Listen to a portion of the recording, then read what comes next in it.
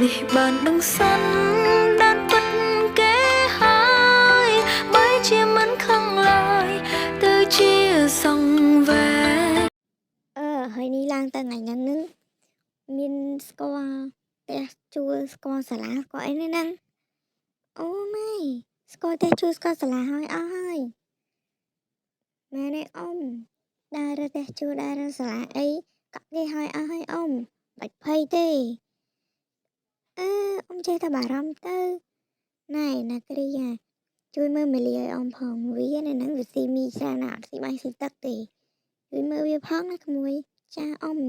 ខ្ញុំមិនឲ្យវាស៊ីមីទេតែស៊ីមីខ្ញុំអត់និយាយរើហ្មងអ៊ំអ៊ំឯងបាច់ភ័យទេខ្ញុំមិនតែចាយនឹង booking ឡានមក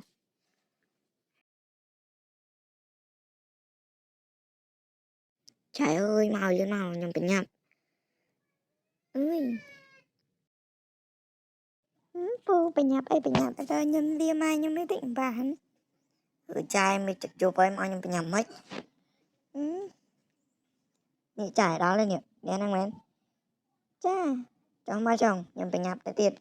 ប្រញាប់នោះប្រញាប់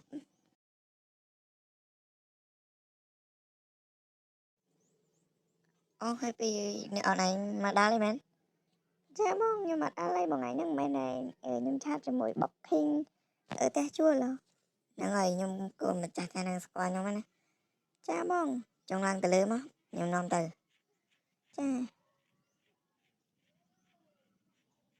បន្ទប់អ្នកទាំងពីរនៅលើនៅជាប់គ្នាទៀតហ៎អូយនេះបន្ទប់អ្នកទាំងពីរ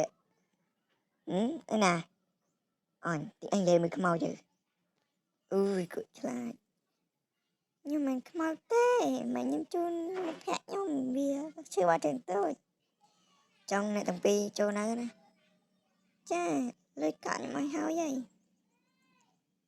អេណាគ្រីឯនៅបន្ទប់ណានៅគ្នានៅបន្ទប់ចង់ចង់គ្នានៅបន្ទប់នេះក៏បានដែរHello ម៉ែអូលោកកូនហ្នឹងឯងម៉ែរើបន្ទប់ជួលហើយនឹងសាលារៀនបានទេម៉ែរើបានទេកូនហើយមិនដែរហើយនៅតែបន្ទប់ជួលពេលហ្នឹងថ្លៃហ៎អូម៉ែអត់ថ្លៃទេមកល្មមនៅមានទៅមានគ្រប់សពហ្មងស្រួលម៉ែអើយដល់ស្រួលនៅហើយនៅលើចឹងដល់នៅចង់មករកសម្រាប់បន្តិចសិនចាម៉ែតែម៉ែខែក្រោយកុំភ្លេចផ្ញើលុយមកផងណាស្អីត្រូវបង់ថ្លៃបន្ទប់ជួលគេហើយកុំភ្លេចប្រាប់ម៉ែណាគ្រីឲ្យផ្ញើមកផងវាផ្ដាំអើយយប់ស្អាតដែរនេះមើលទៅបងកូនម្ចាស់ផ្ទះនឹងសង្ហាម្ល៉េះណមើលទៅម្នាក់ដែលខ្ញុំនិយាយជាមួយនឹងស្អាតមែនណជាពិសេសម្នាក់ចងសក់